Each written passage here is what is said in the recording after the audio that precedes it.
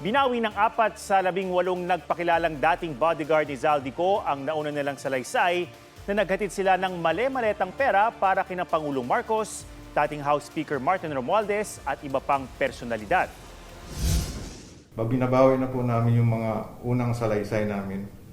At gusto na namin pong manahimik dahil sa ngayon ay tad kami ng mga kaso, mga banta sa buhay namin. May mga pangako po sa amin. Sinasabi nila po na pwede na po kayong hindi magtrabaho ng 2 taon.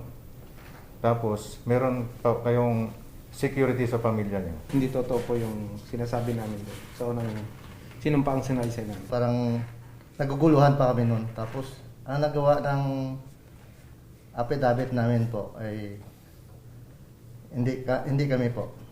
Sana yung mga nagkaso sa amin na napakarami po ay maawa po sila sa amin. Ayon sa kanila, pumirma sila ng joint affidavit noon dahil sa pangakong pera. 3 raw sa kanila ang pinilit pumirma ng affidavit sa Office of the Ombudsman na ginagamit ngayon sa investigasyon kay Romualdez at iba pa. Gawa na raw noon ng sinumpaang salaysay at pinagbantaan umano silang kakasuhan kung hindi ito pipirmahan. Ngayon, meron na silang affidavit na sila mismo ang nagsulat at wala raw namilit.